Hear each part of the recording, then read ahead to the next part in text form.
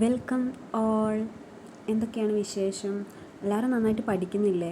നമുക്ക് നമ്മുടെ 4th ചാപ്റ്ററിൻ്റെ ബാലൻസ് ഭാഗം എക്സാം എടുക്കാനുണ്ട്. ഞാൻ 1-2 ദിവസത്തിനുള്ളിൽ ആ ഒരു ബാലൻസ് പോർഷൻ നിങ്ങൾക്ക് എക്സാം എടുക്കും. അപ്പോൾ എല്ലാവരും നന്നായിട്ട് പഠിക്കുക. ഈ ഒരു 5th ചാപ്റ്റർ ഇതുവരെ തുടങ്ങിയിട്ടില്ലാത്തവർ ഈ ഒരു ചാപ്റ്ററും പഠിച്ചു തുടങ്ങുക. ഇതും വളരെ ഇമ്പോർട്ടൻ്റ് ആയിട്ടുള്ളൊരു ചാപ്റ്ററാണ്. അപ്പോൾ നമ്മൾ കഴിഞ്ഞ ക്ലാസ്സിൽ എന്തൊക്കെയാണ് പഠിച്ചത് നമുക്കൊന്ന് നോക്കാം. ഓർമ്മയില്ല എല്ലാവർക്കും? എന്തൊക്കെയാണ് നമ്മൾ കഴിഞ്ഞ ക്ലാസ്സിൽ പഠിച്ചത്? ഒന്ന് ഓടിച്ച് നമുക്ക് പറഞ്ഞു നോക്കാം. ഫസ്റ്റ് നമ്മൾ പറഞ്ഞത് ഫോർമേഷൻ ഓഫ് സ്വെറ്റ് ആണല്ലേ. എങ്ങനെയാണ് വിയർപ്പ് ഫോം ചെയ്യുന്നതെന്ന് നമുക്കറിയാം. നമ്മുടെ ബോഡിയിൽ നിന്നും വാട്ടർ എക്സ്പെൽ ചെയ്യുന്ന ഒരു പ്രോസസ്സാണ് സ്വെറ്റ് എന്ന് പറയുന്നത്.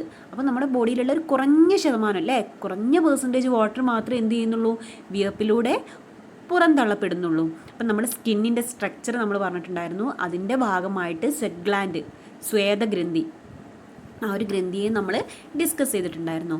ദെൻ ഒരു large quantity of water expel ചെയ്യുന്നത് യൂറിനിലൂടെയാണ്.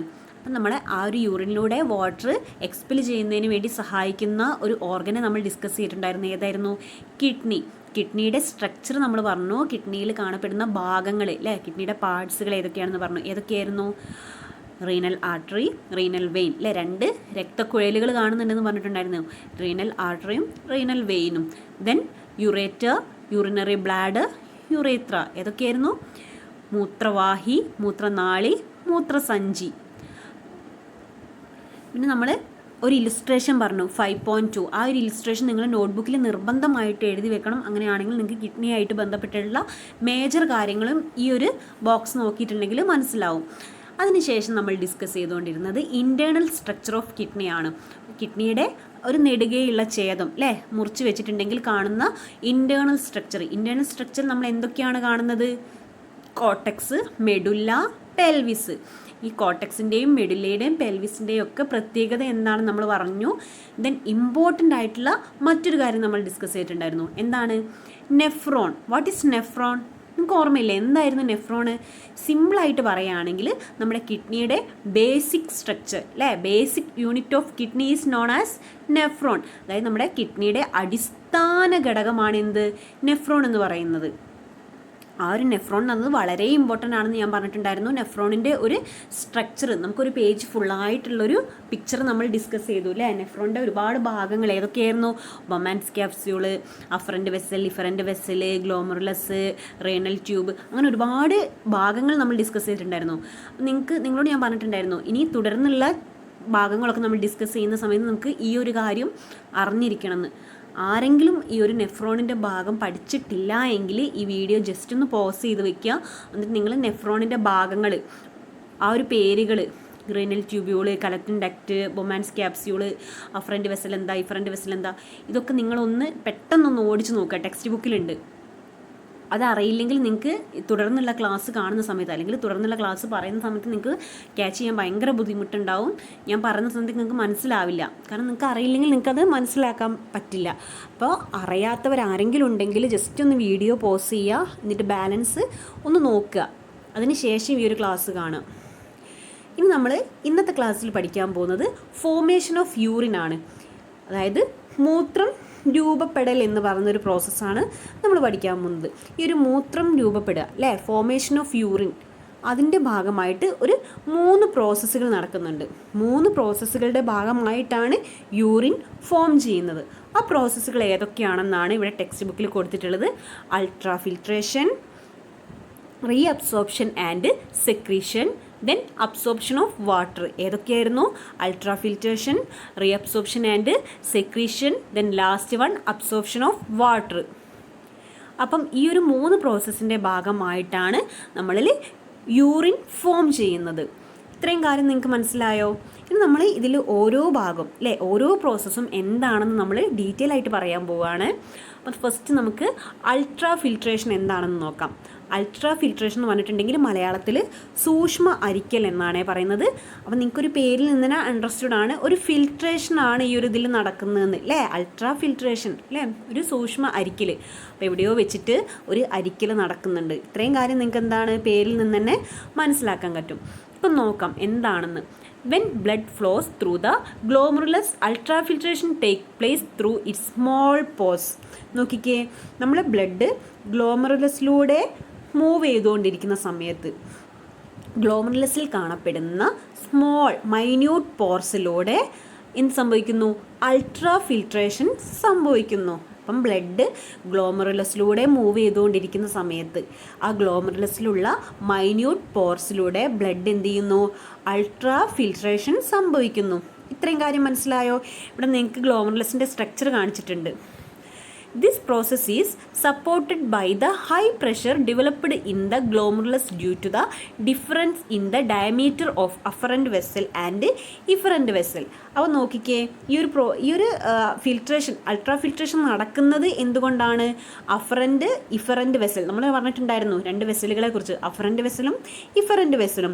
ഈ 2 വെസലുകളും തമ്മിലുള്ള വ്യത്യാസം, അതായത് ഈ 2 വെസലുകളും തമ്മിലുള്ള വ്യാസ വ്യത്യാസം, ഡയമീറ്ററിലുള്ള വ്യത്യാസം എന്ത് ചെയ്യുന്നു?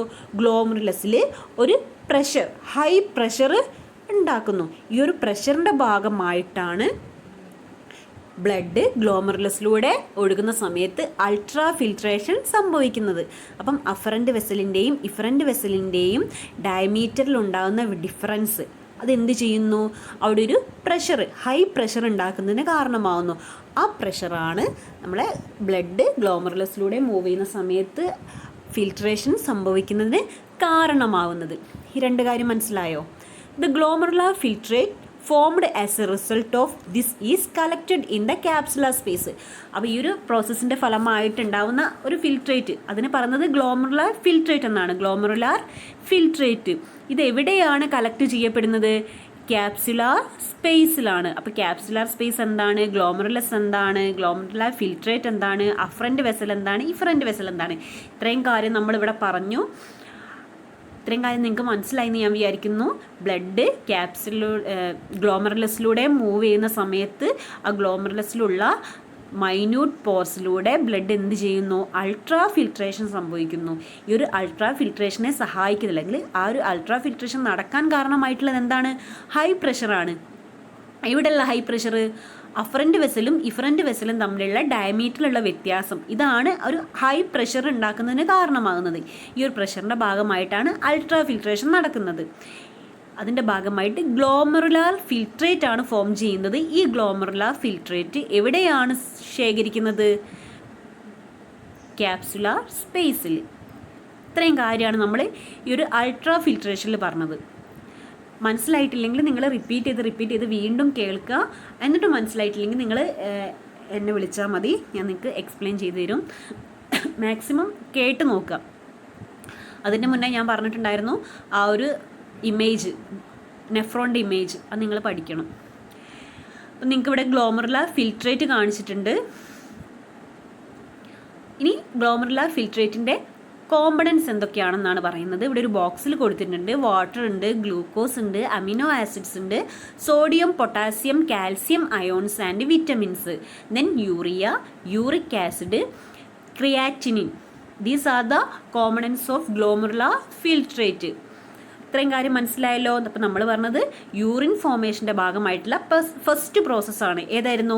Ultra filtration. അൾട്രാ ഫിൽട്രേഷൻ എന്താണെന്ന് പറഞ്ഞു. അതിൻ്റെ ഭാഗമായിട്ടുണ്ടാകുന്ന ഫിൽട്രേറ്റ് ഏതായിരുന്നു? Glomerular filtrate. അപ്പം ഗ്ലോമറുലാർ ഫിൽട്രേറ്റ് ഇമ്പോർട്ടൻ്റ് ആണ്. അതെന്താണെന്നൊരു ഡെഫിനിഷൻ പോലെ പഠിച്ച് വെച്ചേക്കുക. പിന്നെ ഗ്ലോമറുലാർ ഫിൽട്രേറ്റിൽ ഉണ്ടാകുന്ന കോമ്പണൻസ് ഏതൊക്കെയാണെന്ന് ഇത്രയും മനസ്സിലായില്ലേ? ഇനി നമ്മൾ പറയാൻ പോകുന്നത് സെക്കൻഡ് പ്രോസസ്സാണ്. Second process reabsorption and secretion. എന്താണ് റീഅബ്സോർപ്ഷൻ ആൻഡ് സെക്രീഷൻ? അപ്പം നിങ്ങൾക്ക് മനസ്സിലാവുന്ന രീതിയിലാണ് ഇവിടെ എന്ത് ചെയ്തത്? ടെക്സ്റ്റ് ബുക്കിൽ ഈ ഒരു ഇമേജ് കൊടുത്തത്. നോക്കിക്കേ, ഒരു ഫുൾ പേജിൽ 3 ഭാഗങ്ങളായിട്ട് നമ്മളെ നെഫ്രോൺ കൊടുത്തിട്ടുണ്ട്. നെഫ്രോണിലെ ഈ ഓരോ പ്രോസസ്സും നടക്കുന്ന ഭാഗങ്ങൾ സെപ്പറേറ്റ് കളർ ചെയ്തിട്ടില്ലേ? ഫസ്റ്റിലത്തെ ഒരു യെല്ലോയിഷ് കളറിലും, സെക്കൻഡ് വൺ ഒരു ബ്ലൂയിഷ് കളറിലും, തേർഡ് വൺ ഒരു പിങ്കിഷ് കളറിലുമാണ് കൊടുത്തത്. നിങ്ങൾക്ക് മനസ്സിലാകുന്നതിന് വേണ്ടിയിട്ടാണ് ഇങ്ങനെയൊക്കെ ഇത്രയും വൃത്തിയായിട്ട് കൊടുത്തിട്ടുള്ളത്. അപ്പോൾ നിങ്ങൾ നന്നായിട്ട് ശ്രദ്ധിച്ചിരിക്കുക. ഇനി റീഅബ്സോർപ്ഷൻ ആൻഡ് സെക്രീഷൻ, അതാണ് നമ്മൾ പറയാൻ പോകുന്നത്. റീഅബ്സോർപ്ഷൻ എന്ന് പറഞ്ഞിട്ടുണ്ടെങ്കിൽ എന്താണ്? പുനരാഗിരണം അല്ലേ? റീഅബ്സോർബ്, പുനരാഗിരണം ചെയ്യുക. ദെൻ സെക്രീഷൻ എന്ന് പറഞ്ഞിട്ടുണ്ടെങ്കിൽ സ്രവിക്കുക അല്ലേ? സെക്രീറ്റ് ചെയ്യുക. നമുക്ക് നോക്കാം. ഇവിടെ ഇതിൻ്റെ ഈ ഒരു ഇമേജിൽ നിങ്ങൾക്ക് 1-2 ഭാഗങ്ങൾ മാർക്ക് ചെയ്ത് കൊടുത്തിട്ടുണ്ട്. നോക്കിക്കേ, ഗ്ലൂക്കോസ്, അമിനോ ആസിഡ്സ്. എന്തൊക്കെയാണ്? ഗ്ലൂക്കോസും അമിനോ ആസിഡ്സും കംപ്ലീറ്റ് അബ്സോർപ്ഷൻ. അപ്പോൾ അവിടെ പറയുന്നത് എന്താണ്? ഗ്ലൂക്കോസും അമിനോ ആസിഡ് എന്ത് ചെയ്യുന്നുണ്ട്? ഈ ഒരു പ്രോസസ്സിൽ കംപ്ലീറ്റ് ആയിട്ടും അബ്സോർബ് ചെയ്യപ്പെടുന്നുണ്ട്. അണ്ടർസ്റ്റുഡ് ആണോ? Okay. Then sodium, potassium, calcium, water ഇതൊക്കെ എന്താണ് ചെയ്യുന്നത്? പാർഷ്യൽ അബ്സോർപ്ഷനാണ് സംഭവിക്കുന്നത്. അതായത് ഇതൊക്കെ ഭാഗികമായിട്ട്, പാർഷ്യലി അബ്സോർബ്ഡ് അല്ലേ, ഭാഗികമായിട്ട് മാത്രമേ അതൊക്കെ എന്ത് ചെയ്യുന്നുള്ളൂ? അബ്സോർബ് ചെയ്യപ്പെടുന്നുള്ളൂ. അതൊന്നും എന്തല്ല, പൂർണ്ണമായിട്ടും അബ്സോർബ് ചെയ്യപ്പെടുന്നില്ല. ഈ രണ്ട് കാര്യം നിങ്ങൾക്ക് മനസ്സിലായിട്ടുണ്ടാവുമെന്ന് ഞാൻ വിചാരിക്കുന്നു. ഇനി നമുക്ക് നോക്കാം ഇതിൽ എന്തൊക്കെയാണ് പറയുന്നതെന്ന്. Then glomerular filtrate flow through renal tubules to the collecting duct. Essential components are reabsorbed to the peritubular capillaries. നിങ്ങൾ ഒരു ഭാഗങ്ങളൊക്കെ മനസ്സിലാക്കണം എന്ന് ഞാൻ വീണ്ടും പറയുകയാണ്, എങ്കിൽ മാത്രമേ നിങ്ങൾക്കിത് മനസ്സിലാവുള്ളൂ. When glomerular filtrate flow through renal tubules, അതായത് ഗ്ലോമറുലാർ ഫിൽട്രേറ്റ് റീനൽ ട്യൂബ്യൂൾസ് എന്ന് പറഞ്ഞിട്ടുണ്ടെങ്കിൽ എന്തായിരുന്നു? വൃക്കാനാളി അല്ലേ, വൃക്കാനാളിയിലൂടെയും ആ ഒരു വൃക്കാനാളിയിലൂടെ ശേഖരണ നാളിയിലേക്ക്, കളക്റ്റിംഗ് ഡക്റ്റിലേക്ക് മൂവ് ചെയ്യുമ്പോൾ അല്ലേ, പാസ് ചെയ്യുന്ന സമയത്ത് എസെൻഷ്യൽ കോമ്പണൻസ്, അതായത് ആവശ്യമായിട്ടുള്ള വസ്തുക്കൾ നമ്മുടെ എവിടേക്ക് റീഅബ്സോർബ് ചെയ്യപ്പെടുന്നു? പെരിട്യൂബുലർ കാപ്പിലറീസിലേക്ക് എന്ത് ചെയ്യുന്നു? റീഅബ്സോർബ് ചെയ്യുന്നു. അതായത് ഗ്ലോമറുലാർ ഫിൽട്രേറ്റ് റീനൽ ട്യൂബ്യൂൾസിലൂടെ കളക്റ്റിംഗ് ഡക്റ്റിലേക്ക് മൂവ് ചെയ്യുന്ന സമയത്ത് അതിൽ ആവശ്യമായിട്ടുള്ള എസെൻഷ്യൽ ആയിട്ടുള്ള കോമ്പണൻസ് എന്ത് ചെയ്യുന്നു? പെരിട്യൂബുലർ കാപ്പിലറീസിലേക്ക് അബ്സോർബ് ചെയ്യപ്പെടുന്നു. അപ്പോൾ എസെൻഷ്യൽ കോമ്പണൻസ് എന്ത് ചെയ്യുന്നു? പെരിക്യാപ്പുലർ ട്യൂബ്യൂൾസിലൂടെ എന്ത് ചെയ്യുന്നു? അബ്സോർബ് ചെയ്യപ്പെടുന്നു. പെരിട്യൂബുലർ കാപ്പിലറീസിലൂടെ എന്ത് ചെയ്യുന്നു? അബ്സോർബ് ചെയ്യപ്പെടുന്നു. The excess components that are retained in blood even after ultrafiltration are secreted to renal tubules from the capillaries. പിന്നെ സൂക്ഷ്മ അരിക്കലിന് ശേഷം അല്ലേ, അൾട്രാഫിൽട്രേഷന് ശേഷം ബ്ലഡിൽ അധികമായി ഉണ്ടാവുന്ന അല്ലേ, അധികമായിട്ട് അവശേഷിക്കുന്ന ചില ഫാക്ടേഴ്സ് അവ എന്ത് ചെയ്യുന്നു? ലോമികാജാലികയിൽ നിന്നും വൃക്കനാളികയിലേക്ക് സ്രവിക്കപ്പെടുന്നു. അപ്പം അത്രയും കാര്യമാണ്. അത് നിങ്ങൾ ഫസ്റ്റ് പോയിന്റ് നന്നായിട്ട് പഠിച്ചേക്കുക. ഇവിടെ പറയുന്നത് അത് നോക്കിയാൽ ഗ്ലൂക്കോസും അമിനോ ആസിഡ്സും എന്ത് ചെയ്യുന്നു? കംപ്ലീറ്റ് ആയിട്ട് അബ്സോർബ് ചെയ്യപ്പെടുന്നു. സോഡിയം, പൊട്ടാസ്യം, കാൽസ്യം, വാട്ടർ എന്നിവ എന്ത് ചെയ്യുന്നു? പാർഷ്യലി അബ്സോർബ് ചെയ്യുന്നു. ഈ രണ്ട് കാര്യമാണ് ഇവിടെ നടക്കുന്നത്. അതിൽ ഈ ഒരു ഫസ്റ്റ് പോയിന്റിൽ when glomerular filtrate flow through renal tubules, ആ ഒരു നിങ്ങൾ പഠിക്കുക. ഇനി മൂന്നാമത്തെന്ന് പറഞ്ഞിട്ടുണ്ടെങ്കിൽ അബ്സോർപ്ഷൻ ഓഫ് വാട്ടർ ആണ്, അതായത് ജലത്തിൻ്റെ ആഗിരണം. The absorption of excess water from the glomerular filtrate take place in the collecting duct. എന്ത് ചെയ്യുന്നു? ശേഖരണ നാളി അല്ലേ, കളക്റ്റിംഗ് ഡക്റ്റിൽ വെച്ച് ഗ്ലോമറുലാർ ഫിൽട്രേറ്റിൽ നിന്നും എക്സസ് ആയിട്ടുള്ള വാട്ടർ എന്ത് ചെയ്യുന്നു?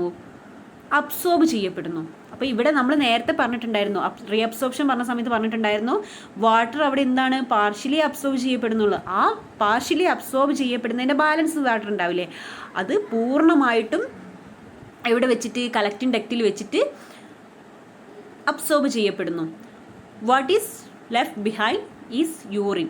അപ്പോൾ അതിന് ശേഷം അല്ലേ, അങ്ങനെ റീഅബ്സോർബ് ചെയ്യപ്പെടുന്നതിന് ശേഷം ശേഷിക്കുന്ന ആ ഒരു ഭാഗമാണ് യൂറിൻ എന്ന് പറയുന്നത്. അപ്പം പൂർണ്ണമായിട്ടും അബ്സോർപ്ഷൻ സംഭവിച്ചതിന് ശേഷം ബാലൻസ് ഉള്ള ആ ഒരു പോർഷൻ ഓഫ് വാട്ടർ ആണ് എന്ത്?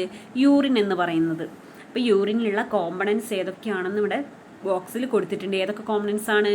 Water 96%, urea 2%, sodium chloride, potassium chloride, calcium salts, phosphates, uric acids, then creatinine etcetera ഇവയൊക്കെ എന്താണ്? 2% ആണ് നമ്മുടെ യൂറിനിലുള്ളത്.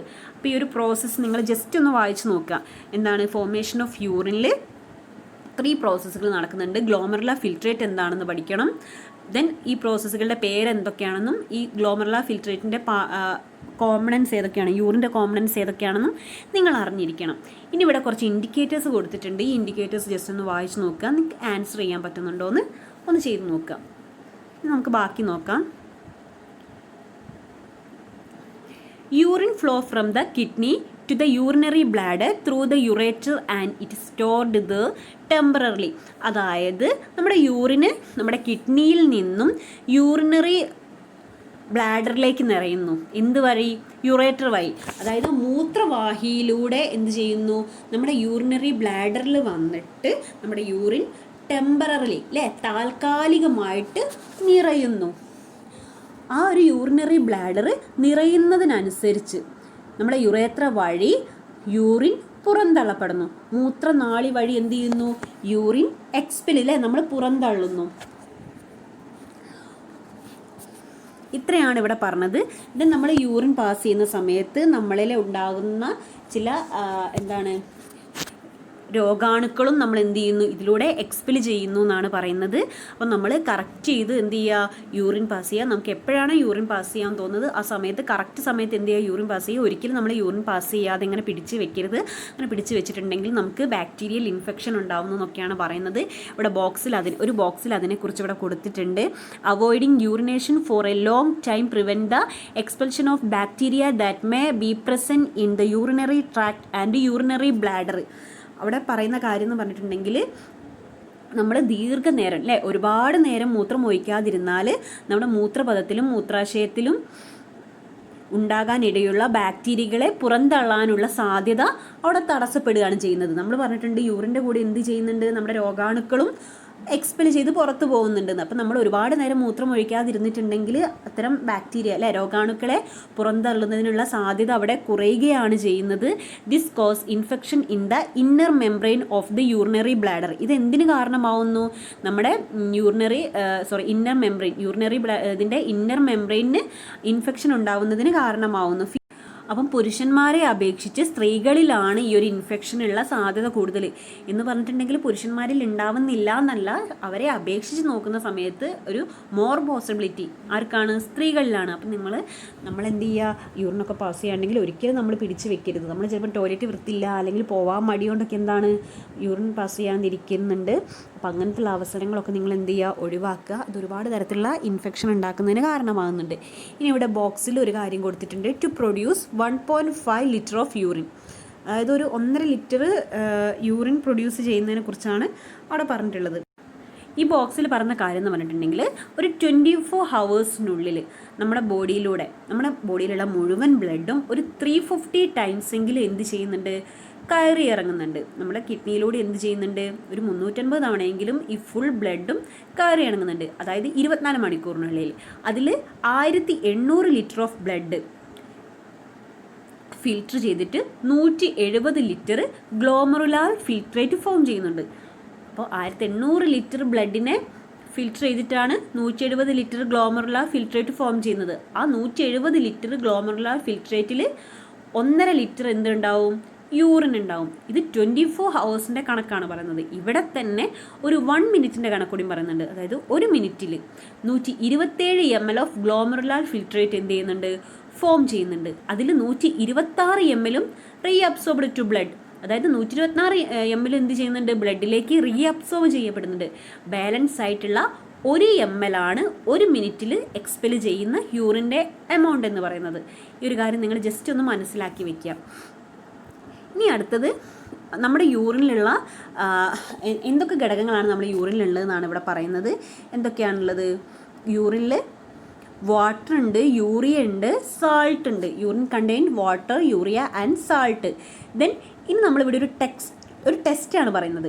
എങ്ങനെയാണ് നമ്മുടെ യൂറിനിലുള്ള യൂറിയയെ കണ്ടുപിടിക്കുന്നതെന്ന്, യൂറിയയുടെ സാന്നിധ്യം എങ്ങനെയാണ് മനസ്സിലാക്കുന്നതെന്നുള്ള ഒരു ടെസ്റ്റാണ് അവിടെ പറയുന്നത്. ഇവിടെ എയിം കൊടുത്തിട്ടുണ്ട്. ആ എയിം എന്താണ്, നമുക്ക് എന്താ കണ്ടുപിടിക്കേണ്ടത്, യൂറിനിലുള്ള യൂറിയയുടെ എമൗണ്ട് യൂറിയയുടെ സാന്നിധ്യമാണ് അറിയേണ്ടത്. ആ എയിം അവിടെ എഴുതുക. ദെൻ മെറ്റീരിയൽസ് റിക്വയർഡ്, എന്തൊക്കെ മെറ്റീരിയൽസ് ആണ് വേണ്ടത്, നമുക്ക് ടെസ്റ്റ് ട്യൂബ് വേണം, ഡ്രോപ്പർ വേണം. ഡ്രോപ്പർ എന്ന് പറഞ്ഞിട്ടുണ്ടെങ്കിൽ നമ്മൾ കെമിക്കലൊക്കെ എടുക്കുന്ന സമയത്ത് അത് ഡ്രോപ്പായിട്ട് വീഴാനുള്ള ആ ഒരു ഉപകരണമാണ് ഡ്രോപ്പർ എന്ന് പറയുന്നത്. ദെൻ യൂറിൻ വേണം. അതിൻ്റെ കൂടെ തന്നെ ഒരു കെമിക്കലിൻ്റെ പേരെന്ന് പറഞ്ഞിട്ടുണ്ടെങ്കിൽ സോഡിയം ഹൈപ്പോബ്രോമേറ്റ് എന്ന് പറയുന്ന ഒരു കെമിക്കലാണ് നമ്മൾ യൂറിനുള്ള യൂറിയയുടെ സാന്നിധ്യം തിരിച്ചറിയുന്നതിന് വേണ്ടി യൂസ് ചെയ്യുന്നത്. ഇത് നമുക്ക് നോക്കാം എങ്ങനെയാണ് ഈ ഒരു ടെസ്റ്റ് ചെയ്യുന്നതെന്ന്.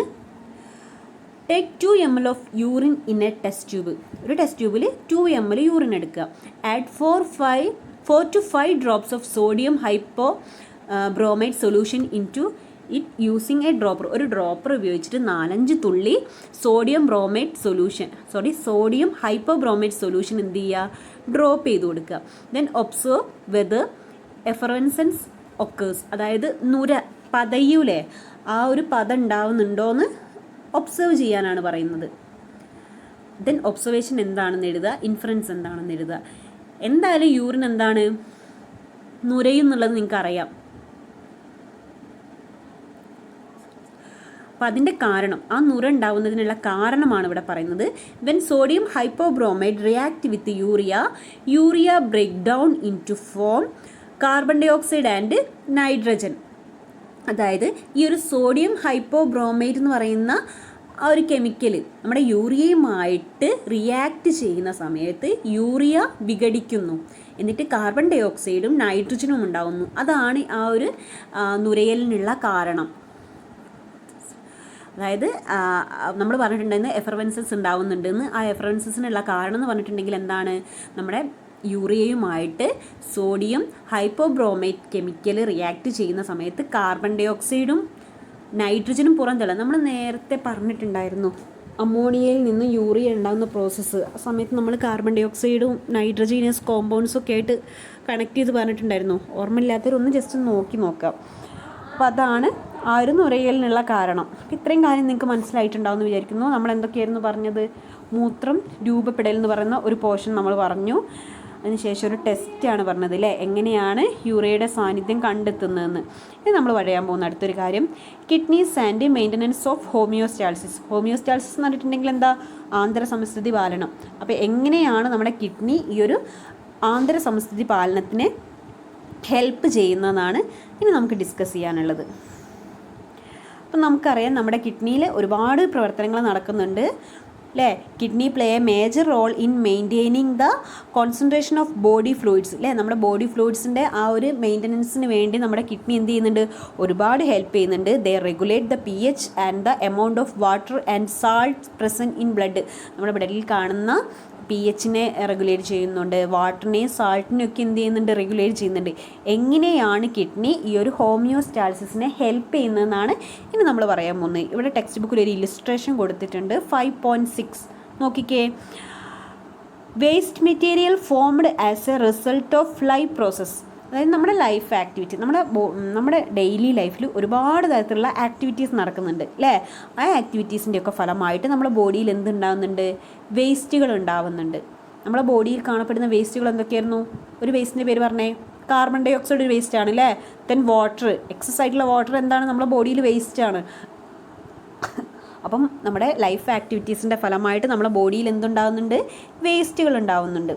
ഈ വേസ്റ്റുകൾ നമ്മുടെ ഹോമിയോസ്റ്റാൾസിസിനെ ഡിസ്ട്രപ്റ്റ് ചെയ്യുന്നു. അതായത് ഹോമിയോസ്റ്റാൾസിസ് നമ്മുടെ ആന്തര സമസ്ഥിതി എന്ത് ചെയ്യുന്നു? വ്യതിയാനം അല്ലേ, ആന്തര സമസ്ഥിതിയിൽ മാറ്റങ്ങൾ ഉണ്ടാക്കുന്നു. ആ മാറ്റങ്ങളെ റെഗുലേറ്റ് ചെയ്യുക അല്ലെങ്കിൽ മെയിൻറ്റെയിൻ ചെയ്യുന്നതിൽ ഒരു മുഖ്യ പങ്ക് ആര് വഹിക്കുന്നുണ്ട്? നമ്മുടെ കിഡ്നി വഹിക്കുന്നുണ്ട്. കിഡ്നി എങ്ങനെയൊക്കെയാണ് ഹോമിയോസ്റ്റാൾസിസിനെ മെയിൻറ്റെയിൻ അല്ലെങ്കിൽ റെഗുലേറ്റ് ചെയ്യുന്നത്? എങ്ങനെയൊക്കെയാണ്? എക്സ്പെൽഷൻ ഓഫ് വേസ്റ്റ് മെറ്റീരിയൽസ് അല്ലേ. കിഡ്നിയിലൂടെ എന്ത് ചെയ്യുന്നുണ്ട്? വേസ്റ്റ് മെറ്റീരിയൽ എക്സ്പെൽ ചെയ്യുന്നുണ്ട്. അത് മാത്രമാണോ? അല്ല. വാട്ടർ ബാലൻസ്, വാട്ടറിനെ എന്ത് ചെയ്യുന്നുണ്ട്? ബാലൻസ്, ജലസന്തുലനം നിലനിർത്തുന്നുണ്ട്. ദെൻ സാൾട്ട് ബാലൻസ് അല്ലേ, ലവണ സന്തുലനം നിലനിർത്തുന്നുണ്ട്. അത് മാത്രമല്ല റെഗുലേഷൻ ഓഫ് pHനെ റെഗുലേറ്റ് ചെയ്യുന്നതിലും കിഡ്നി എന്ത് ചെയ്യുന്നുണ്ട്? മേജർ റോള് വഹിക്കുന്നുണ്ട്.